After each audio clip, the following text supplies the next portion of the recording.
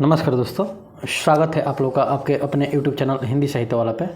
मैं विक्रम वर्मा आप लोग का बहुत बहुत स्वागत करता हूं। दोस्तों, जैसा कि आप लोगों को स्क्रीन पे दिखाई दे रहा होगा, UGC net JRF paper first बोध, जिसको अंग्रेजी में कम्प्रीहेंशन कहते हैं, यूनिट 3।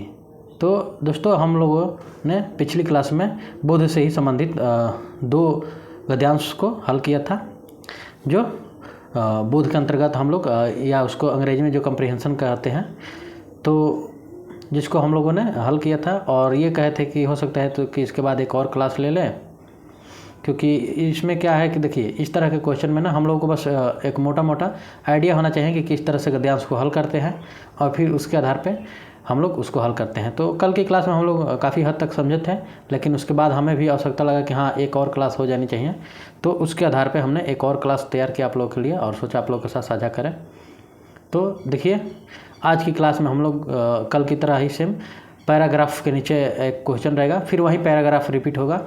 तो इस तरह से 5 क्वेश्चन जो होता है एक पैराग्राफ से आता है, जो यूजीसी देता है हम लोगों का पेपर में। तो ऐसे ही हल करेंगे, लेकिन हर क्वेश्चन के ऊपर पैराग्राफ रहेगा, वो जो जिससे क्वेश्चन रहेगा। ठीक है, तो कल जैसे किए थे आज भी वैसे ही क्वेश्चन करेंगे। तो चलिए शुरुआत करते हैं आज का क्लास, जो हम लोग का यूनिट 3 है। तो देखिए, सबसे पहला क्या है कि निर्देश प्रश्न संख्या 1 से 5 नीचे दिए गए बोध को ध्यानपूर्वक पढ़कर सही उत्तर का चयन कीजिए। तो चलिए हम लोग पहले गद्यांश को पढ़ते हैं, उसके बाद सही उत्तर पे पहुंचते हैं। तो देखिए क्या कह रहा है यहाँ पे गद्यांश। गद्यांश में यह है कि वास्तव में हृदय वही है। यहाँ से देखिए आप लोग, वास्तव में हृदय वही है जो कोमल भाव और स्वदेश प्रेम से ओतप्रोत है। आगे पढ़िए। प्रत्येक देशवासी को अपने देश से प्रेम होता है, चाहे उसका देश सूखा या गर्म या दलदलों से युक्त हो। मतलब कि देश, अब जो देश में रहने वाले हैं, प्रत्येक जो भी मनुष्य है उसका अपने देश से प्रेम होता है, चाहे वो सूखा स्थल हो, गर्म हो, चाहे दलदल का हो। आगे दे रहा है कि देश प्रेम के लिए किसी आकर्षण की आवश्यकता नहीं होती है, बल्कि वह तो अपनी भूमि के प्रति मनुष्य मात्र की स्वाभाविक ममता है। आगे देखिए, मानव ही नहीं पशु पक्षियों तक को अपना देश प्यारा होता है।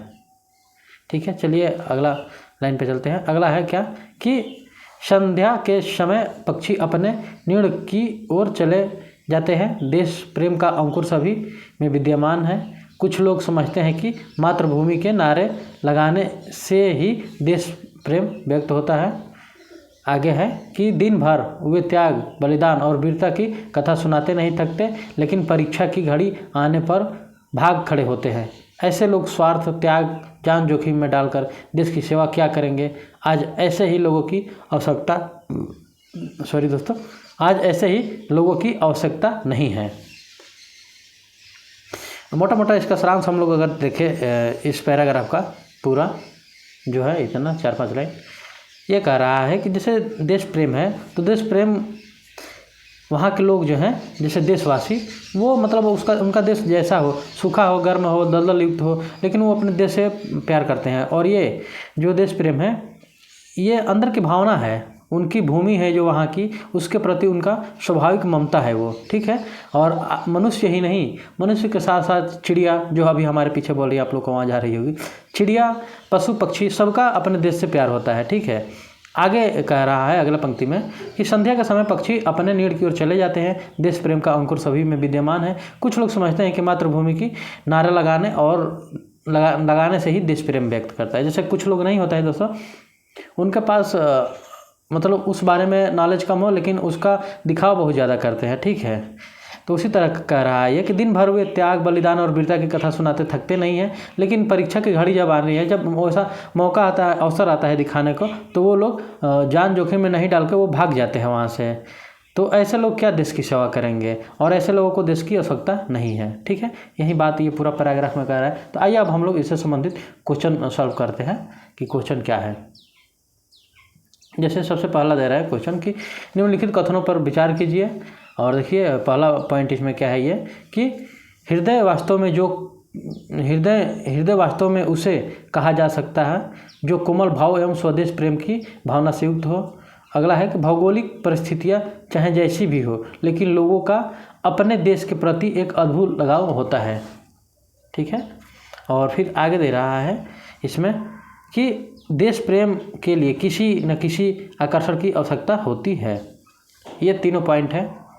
अभी हम लोगों ने ऊपर एक गद्यांश पढ़ा, ठीक है, उससे एक भावार्थ निकाले थे हम लोग, आप और हम मिल के।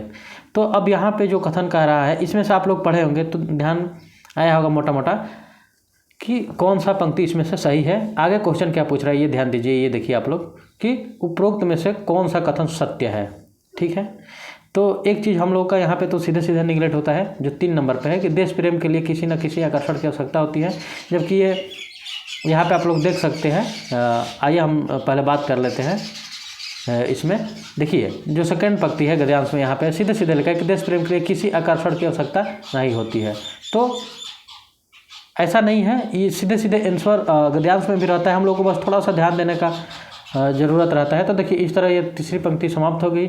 अब दूसरा बचा है कि हृदय वास्तव में उसे कहा जा सकता है, पहला जो कोमल भाव एवं स्वदेश प्रेम की भावना से युक्त होती है, ये सही है। और भौगोलिक परिस्थितियाँ चाहे जैसी भी हो लेकिन लोगों का अपने देश के प्रति एक अद्भुत लगाव होता है, ये भी सही है। तो इस तरह जो आपका ऑप्शन सही हो रहा है तो 1 और 2 हो रहा है, तो इस तरह आपका ऑप्शन नंबर ए सही हो जाएगा। ठीक है, जिसमें 1 और 2 है, बाकी दूसरे में 3 है, तीसरे में भी 3 है और तीसरा में भी 3 है, जैसे ये सभी दिया है। तो ये तीनों ऑप्शन आपके गलत हो जाएंगे। नेक्स्ट क्वेश्चन की तरफ बढ़ते हैं। देखिए पैराग्राफ हमने वहीं रखा है, पहले ही बोला था कि पैराग्राफ 5 क्वेश्चन तक वहीं रहेंगे, जैसा कि जिसे पूछता है 5 क्वेश्चन और हम लोग क्वेश्चन बदलता रहेगा। तो चलिए हम लोग क्वेश्चन पे पहुंचते हैं। देखिए पैराग्राफ तो आप लोग पढ़ ही चुके हैं साथ में, अच्छे से नहीं पढ़े तो लीजिए थोड़ा जूम आउट कर देते हैं कि क्वेश्चन के साथ ही पैराग्राफ रहे। ठीक है, चलिए अब हम लोग देखते हैं क्वेश्चन। तो क्वेश्चन आप लोग देख सकते हैं कि दे रहा है यहाँ पे कि बोध के अनुसार देश प्रेम में किसमें विद्यमान होता है। ठीक है, ये दे रहा है कि बोध के अनुसार देश प्रेम किसमें विद्यमान होता है। आगे 4 ऑप्शन दे रहा है, उसमें ध्यान दीजिए आप लोग। बोध के अनुसार देश प्रेम किसमें विद्यमान होता है, 4 ऑप्शन दे रहा है। मानव, पशु, पक्षी, ए भी दे रहा है। ए भी मतलब मानव में, पशु पक्षी में और उपरोक्त में से कोई नहीं। तो मानव में भी होता है, जैसे कि हम लोग पढ़े थे कि देखिए यहाँ पे होगा कि प्रत्येक देशवासी को अपने देश से प्रेम होता है, तो प्रत्येक मानव में होता है। और पशु पक्षी तो ये भी दिया है कि देखिए यहाँ पे आप लोग देख सकते हैं कि इसमें दिया था, और कि हम लोग अभी पैराग्राफ पढ़ते हैं। जैसे मनुष्य मात्र स्वाभाविक ममता है, मानव ही नहीं पशु पक्षियों को भी अपने देश प्यारा होता है। ठीक है, तो पशु पक्षी में भी प्यार होता है देश के प्रति। तो यहाँ पे सी में आपका ऑप्शन नंबर ए और बी दोनों सही हो जाएगा। तो इस तरह आपका ऑप्शन जो सही होगा वो सी हो जाएगा। ठीक है, तो यहाँ पे आपका सी ऑप्शन सही है सेकेंड में। चलिए नेक्स्ट क्वेश्चन की तरफ हम लोग बढ़ेंगे तो देखते हैं। जैसे नेक्स्ट क्वेश्चन क्या है, देखिए पैराग्राफ वहीं रहेगा सेम। 3 नंबर क्वेश्चन क्या है कि यहाँ पे देखिए कि वही देश महान है जहाँ लोग, और आगे 4 ऑप्शन दे रहे हैं। बेरोजगारी तथा निर्धन नहीं है, कृषि और व्यापक से धन अर्जित करते हैं, त्याग और बलिदान में सौदा अग्रणी रहते हैं, और नेक्स्ट है शिक्षित और प्रशिक्षित है। 4 ऑप्शन दे दिया है। चलिए हम लोग यहाँ पे उसको निकालते हैं। बेरोजगार तथा निर्धन नहीं है, तो ऐसा है नहीं, हर देश में दोस्तों बेरोजगार और निर्धन दोनों तरह के लोग रहते हैं। ठीक है, और कृषि और व्यापार से धन अर्जित करते हैं, तो ऐसा नहीं है, प्रत्येक देश कृषि और व्यापार से धन अर्जित नहीं करता है। नेक्स्ट है कि त्याग और बलिदान में सौदा अग्रणी रहते हैं। ठीक है, तो ये आपका ऑप्शन सही होगा, क्योंकि देखिए किसी देश वह देश महान है जहाँ लोग त्याग भी रखने की इच्छा रखते हैं और बलिदान भी करने के लिए तत्पर होते हैं। नहीं कि जैसे अभी आप यहाँ पे दे रहा है, देखिए पैराग्राफ में कि दिन भर वे त्याग बलिदान वीरता की कथा सुनाते रहते हैं, लेकिन परीक्षा की घड़ी में आगे आने के भाग खड़े होते हैं। और ऐसे लोग स्वार्थ त्याग कर जान जोखिम में डाल कर देश की सेवा क्या करेंगे। तो दोस्तों जो त्याग और बलिदान में सदैव अग्रणी रहते हैं वे वही देश महान है जहाँ के लोग हैं। ठीक है, तो ये ऑप्शन आपका ऑप्शन नंबर सी सही हो जाएगा यहाँ पे। नेक्स्ट क्वेश्चन की तरफ बढ़ते हैं। देखिए पैराग्राफ सेम रहेगा, ये वास्तव वाला यहाँ पे आप लोग देख सकते हैं पैराग्राफ सेम है, क्वेश्चन बदलेगा। तो आइए हम लोग क्वेश्चन पे बात करते हैं। जैसे क्वेश्चन है आप लोग के सामने दिखाई दे रहा होगा कि देश प्रेम से क्या अभिप्राय है। देखिए यहाँ पे देश प्रेम से क्या अभिप्राय है, 4 ऑप्शन दे रहा है। ये देश के प्रति कोमल भाव का उदय, नेक्स्ट है देश हित में शत्रु से संघर्ष, देश के प्रति व्यक्ति का स्वाभाविक ममत्व और अनथ प्रत्यय द्वारा देश का निर्माण करना, अनथक। तो देखिए देश प्रेम से क्या अभिप्राय है, तो इससे अभिप्राय वही है दोस्तों कि देश के प्रति व्यक्ति का स्वाभाविक ममत्व, मतलब ममता, ठीक है, या स्वाभाविक लगाव, वहीं दोस्तों देश के प्रति देश प्रेम है, ठीक है। तो ये रहा दोस्तों इसमें ऑप्शन में। और नेक्स्ट हम लोग देख सकते हैं, और ये पैराग्राफ जब हम लोग पढ़े तो देखे ही कि मतलब क्या क्या चीज़ है। जैसे यहाँ पे जो 4 नंबर क्वेश्चन है तो उसका आंसर यहाँ से आप लोग देख सकते हैं, जैसे कि अपनी भूमि के प्रति मनुष्य मात्र की स्वाभाविक ममता है, जो लगाव है वही है। जैसे देश प्रेम के लिए आकर्षण की आवश्यकता नहीं है होती है, बल्कि वह तो अपनी भूमि के प्रति मनुष्य मात्र की स्वाभाविक ममता है, ठीक है। तो यही आपका ऑप्शन सही हो जाएगा। चलिए अब नेक्स्ट क्वेश्चन की तरफ बढ़ते हैं हम लोग। Question number 5। तो क्वेश्चन नंबर 5 क्या कह रहा है, पैराग्राफ सेम है दोस्तों, वास्तव में ही वाला। चलिए अब हम लोग 5 नंबर क्वेश्चन देखते हैं। 5 नंबर क्वेश्चन क्या कह रहा है कि निम्नलिखित कथनों पर विचार कीजिए, ठीक है। तो आइए विचार करते हैं। पहला है अपने देश से प्यार की भावना सिर्फ मनुष्यों में ही पाई जाती है। अगला है पशुओं पक्षियों में नहीं, तो ये तो ऐसे ही ऑप्शन गलत हो गया। अगला है कि देश प्रेम के लिए किसी आकर्षण की आवश्यकता नहीं, बल्कि वह अपनी मातृभूमि के प्रति मनुष्य मात्र की स्वाभाविक ममता है। तो ये आपका ऑप्शन सही है। तो इस तरह से जो आपका ऑप्शन यहाँ पे सही होगा। पर देखिए यहाँ पूछा क्या है, देखिए सही क्वेश्चन नहीं, यहाँ ये पूछा है आंसर। देखिए क्या पूछ रहा है यहाँ पे क्वेश्चन, यहाँ पे कि उपरोक्त में से कौन सा कथन गलत है, ध्यान दीजिएगा, ना कि सत्य पूछा है। तो जो आपका कथन गलत है ये बताना है। तो यहाँ पे आपका ऑप्शन नंबर फर्स्ट गलत है कि मनुष्य सिर्फ मनुष्य में ही पाई जाती है, पशु पक्षियों में नहीं। तो ये आपका ऑप्शन गलत है। तो इस तरह से आपका ऑप्शन नंबर यहाँ पे फर्स्ट सही हो जाएगा, ठीक है। तो ऑप्शन नंबर 5 का फर्स्ट सही है। तो चलिए इस तरह से आपका क्या कहते हैं, ये 5 नंबर का ऑप्शन नंबर ए सही है। चलिए नेक्स्ट क्वेश्चन की तरफ हम लोग बढ़ते हैं, तो देखते हैं। तो नेक्स्ट क्वेश्चन क्या है, नेक्स्ट क्वेश्चन मतलब अब नया गद्यांश आ गया है। तो चलिए हम लोग इस वाले गद्यांश को पढ़ते हैं। देखिए गद्यांश क्या कह रहा है, रुकिए इसको और थोड़ा बड़ा कर देते हैं। अब देखिए वही निर्देश दिया है कि प्रश्न संख्या 6 से 10 के लिए दिए गए बोध को ध्यानपूर्वक पढ़कर सही उत्तर का चयन कीजिए। तो आइए हम लोग पहले इसको पढ़ते हैं। ये इतना है, जैसे कि दे रहा है कि वैज्ञानिक प्रयोग की सफलता में मानव बुद्धि का अपूर्व विकास कर दिया है, ठीक है।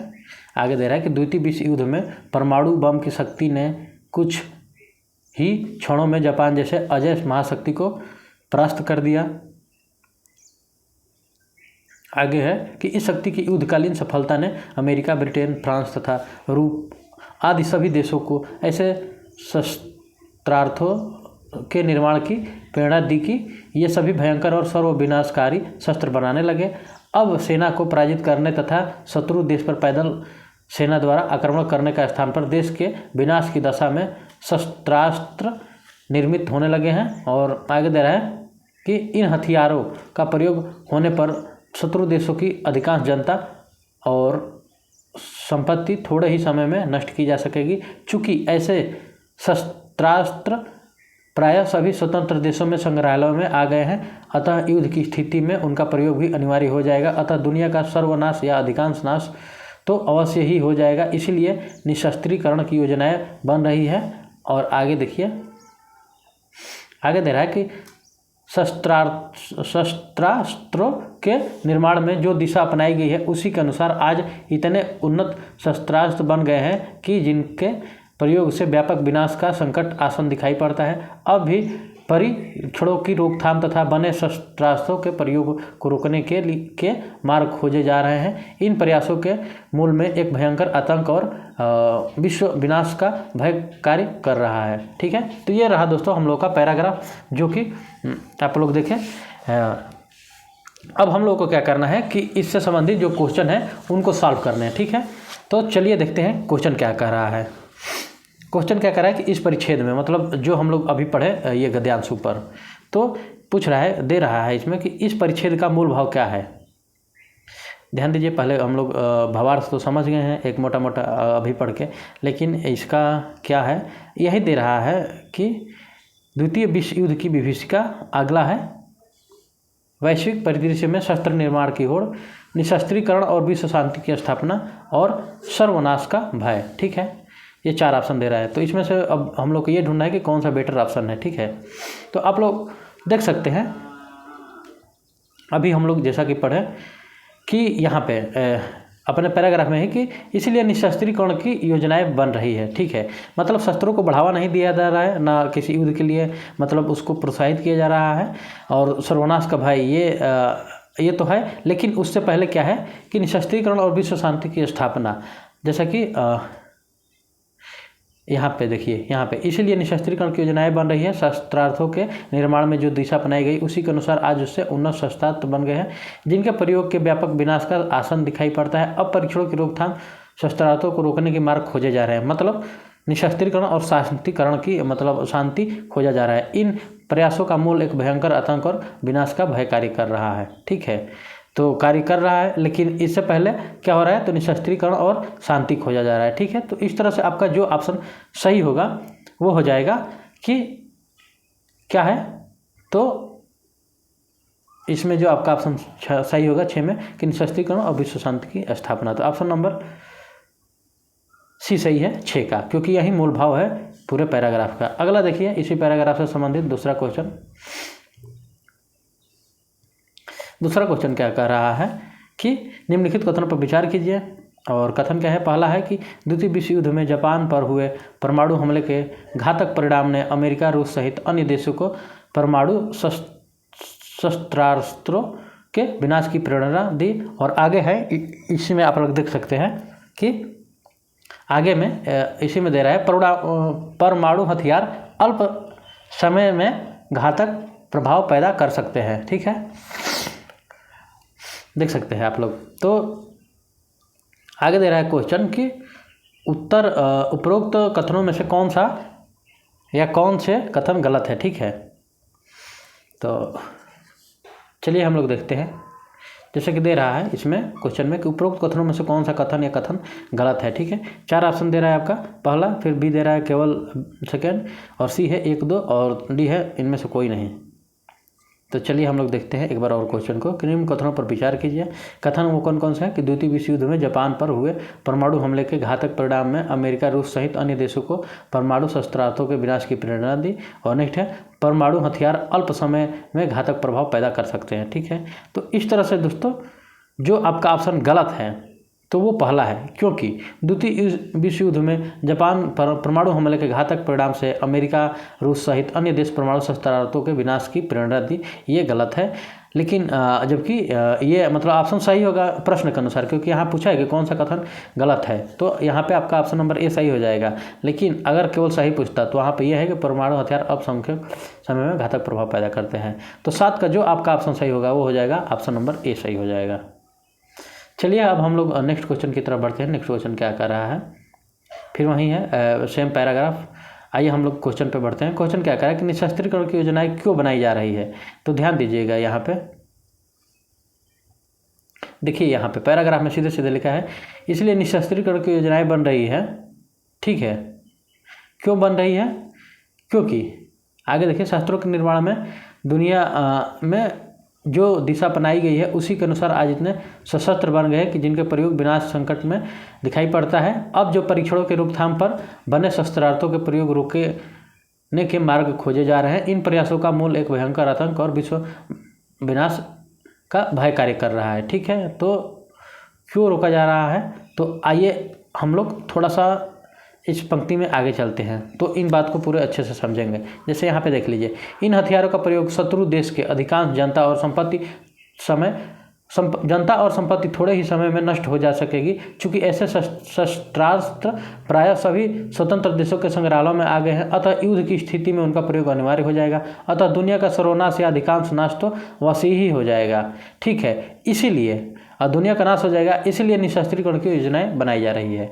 तो यहाँ पे अब हम लोग ऑप्शन में देखेंगे कि निशस्त्रीकरण की योजनाएं क्यों बनाई जा रही है। तो क्यों, तो आइए ऑप्शन देखते हैं। पहला दे रहा है क्योंकि आगे विश्व युद्ध होने की संभावना नहीं है। आगे है कि क्योंकि आतंक और विश्व विनाश का भय बढ़ता जा रहा है। नेक्स्ट है क्योंकि विकसित देशों के संसाधन समाप्त होते जा रहे हैं। और नेक्स्ट है क्योंकि ये योजनाएं यूएनओ ने बनाई है। तो जो आपका यहाँ पे ऑप्शन सही होगा, क्योंकि आतंक और विश्व विनाश का भय बढ़ता जा रहा है, क्योंकि जितना हथियार जिसके पास होगा फिर वो बिल्कुल डरेगा नहीं, और वो जैसे सामने वाला अगर अटैक करेगा तो वो भी अटैक करेगा, तो इस तरह पूरी दुनिया का विनाश होगा। तो इस तरह जो आपका ऑप्शन सही होगा तो वो आपका बी ऑप्शन सही हो जाएगा। तो ऑप्शन नंबर यहाँ पे बी सही हो जाएगा।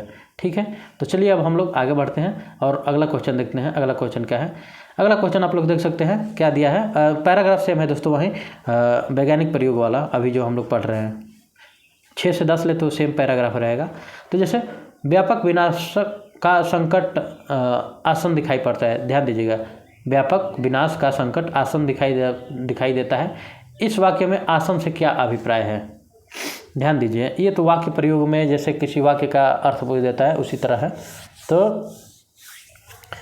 व्यापक विनाश का संकट आसन दिखाई देता है, इस वाक्य में आसन से क्या तात्पर्य है? आइए हम लोग इसको समझने की कोशिश करते हैं। देखिए, 4 पहले ऑप्शन पढ़ लिया जाए। कभी भी घटित नहीं होने वाला, कुछ समय बाद घटित होने वाला, किसी क्षेत्र विशेष में घटित होने वाला, और लास्ट है अवश्य घटित होने वाला। तो यहाँ पे हम लोग सॉरी दोस्तों, थोड़ा मौसम चेंज हो रहा है ना, तो तबीयत भी वैसे होती जा रही है। चलिए देखिए, जैसे कि हम लोग देख सकते हैं यहाँ पे विश्व विनाश का संकट आसन दिखाई देता है, ठीक है। और यहाँ पे एक आप लोग लाइन देख सकते हैं कि अतः दुनिया का सर्वनाश या अधिकांश नाश तो अवश्य ही हो जाएगा, ठीक है। इसीलिए निशस्त्रीकरण की योजनाएं बनाई जाती है। शस्त्रास्त्रों निर्माण में जो दिशा अपनाई गई है इसी के अनुसार उत्पन्न शस्त्रास्त्र बन गए हैं और जिनका प्रयोग व्यापक विनाश संकट का आसन दिखाई पड़ता है। और यहाँ पे लाइन उठा के दे दिया है। मतलब हम लोग अगर इसका निकालें तो ये हो सकता है कि जो घटनाएं घटित होने वाली है उसके आसार दिखाई देते हैं, जैसे अवश्य घटित होने वाला है।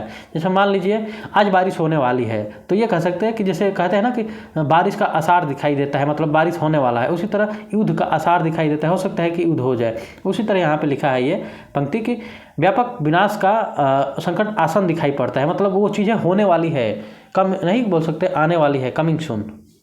तो इसका अगर हम लोग अर्थ लें तो ये हो जाएगा मतलब घटना घटने वाली है। तो इस तरह से जो आपका ऑप्शन सही होगा कि कभी नहीं घटित होने वाला, ये तो होगा नहीं, कुछ समय बाद घटित होने वाला, ये भी नहीं होगा, किसी विशेष क्षेत्र में ये भी, लेकिन अवश्य घटित होने वाली, मतलब होने वाली है, अब वो होगी, मतलब वो होगी जरूर लेकिन होगी कब, ये थोड़ा सा मतलब क्लियर नहीं है। कुछ समय बाद यहाँ घटित होने वाला दिया है, लेकिन कुछ समय बाद मतलब मान लीजिए एक अभी जो समय चल रहा है इससे जस्ट थोड़ी देर बाद न है, चाहे कुछ समय बाद। तो यहाँ पे हम लोग देख सकते हैं कि कुछ समय बाद अगर हम लोग उस पर बात करें तो ऐसा सही नहीं है, क्योंकि कुछ समय बाद अगर अर्थ हम लोग ले तो जैसे कि मान लीजिए अभी 4 बज रहा है, तो कुछ समय बाद कहेंगे तो 4:05, 4:20, 4:30 ज़्यादा से ज़्यादा। लेकिन अगर ये कह दे कि अवश्य घटित होने वाला है, मतलब 4 बजे के बाद होने वाला है, तो ये 4 बजे के बाद कभी भी हो सकता है, कुछ क्षण नहीं रहेगा। तो इस तरह से जो आपका ऑप्शन यहाँ पे सही होगा आसन के जगह पे, तो अवश्य घटित होने वाला, तो व्यापक विनाश का संकट अवश्य घटित होने वाला दिखाई देता है। तो आपका ऑप्शन नंबर यहाँ पे डी सही हो जाएगा। चलिए नेक्स्ट क्वेश्चन की तरफ बढ़ते हैं। नेक्स्ट क्वेश्चन पैराग्राफ सेम है। क्वेश्चन नंबर 10 जो है कि निम्नलिखित कथनों पर विचार कीजिए। दुनिया को सर्वनाश से बचाने हेतु निशस्त्रीकरण की योजनाएं बन रही है। और अगला है शस्त्रास्त्रों के निर्माण में व्यापक विनाश की संभावनाएं बन गई है। अगला है निशस्त्रीकरण में मूल में एक भयंकर आतंक और विश्व विनाश का भय कार्य कर रहा है। तो कौन सा ऑप्शन आपका सही होगा? यहाँ पे दिया है क्वेश्चन के उपरोक्त में से कौन सा या कौन सा कथन सत्य है, ठीक है। तो 3 दे रहा है, तीनों में हम लोग को छांटना है। तो आइए हम लोग छांटते हैं इन तीनों में से कौन सा कथन सत्य है। केवल 1, केवल 2, केवल 3, केवल 4। तो दुनिया को सर्वनाश से बचाने हेतु निशस्त्रीकरण की योजनाएं बनाई जा रही है, ये भी सही है। अगला है कि शस्त्रास्त्रों के निर्माण में व्यापक विनाश का संभावनाएं बढ़ रही है, ये भी सही है। और जो अंत वाला है कि निशस्त्रीकरण के मूल में एक भयंकर आतंक और विश्व विनाश का भय कार्य कर रहा है, ये भी सही है। तो तीनों ऑप्शन ये सही है। तो इस तरह से आपका जो ऑप्शन यहाँ पे सही होगा डी का 10 का, तो ऑप्शन नंबर आपका डी सही हो जाएगा। तो ये दोस्तों आज रहा हम लोग का 2 गद्यांश। आप लोग देखे ही इसको, हम लोग 2 आज समाप्त किए और इसी तरह हम लोगों ने कल की क्लास में 2 गद्यांश समाप्त किया था। तो दोस्तों अब हमारी तरफ से ये बोध से जो जिसको अंग्रेजी में कंप्रीहेंशन कहते हैं, इससे हमारी क्लास समाप्त होती है। अब हम लोग नेक्स्ट क्लास में संप्रेषण पढ़ेंगे और आशा करते हैं कि ये दोनों क्लास जो हुई इसमें हम लोगों ने 4 क्वेश्चन सॉल्व किए और उनसे 5 क्वेश्चन मतलब 20 क्वेश्चन सॉल्व किए। तो इतना काफ़ी है समझने के लिए। अब आप लोग ज़्यादा से ज़्यादा क्या कीजिए कि प्रैक्टिस कीजिए। अगर जो कोई क्वेश्चन आए तो आप लोग हमें भेज सकते हैं, ठीक है। तो चलिए दोस्तों उस पर चर्चा कर लीजिएगी। तो चलिए दोस्तों, ये रही आज की क्लास अपनी। जो हमारे नए व्यूअर हैं तो उनसे कहेंगे कि दोस्तों आप लोगों को वीडियो अगर अच्छी लगी हो तो चैनल को लाइक, सब्सक्राइब और शेयर करना ना भूलें, और जो नए भी हैं वो भी चैनल को लाइक करें दोस्तों, और ऐसे ही अपने दोस्तों को इनवाइट कीजिए ताकि हम लोग प्लेटफॉर्म को थोड़ा बड़ा कर सकें, और ऐसे ही हम लोग कंटिन्यू आने वाली परीक्षाओं की तैयारी करते रहें। तो ठीक है दोस्तों, आज की क्लास यहीं तक। तो हंसते रहिए, मुस्कुराते रहिए, और आप लोग हिंदी साहित्य वाले के साथ प्रैक्टिस सेट लगाते रहिए। तब तक के लिए दोस्तों धन्यवाद। मिलते हैं अगली क्लास में एक नए टॉपिक के साथ जिसका नाम है कम्युनिकेशन, या हिंदी में जिसको संप्रेषण कहते हैं। तब तक के लिए दोस्तों धन्यवाद। Thank you.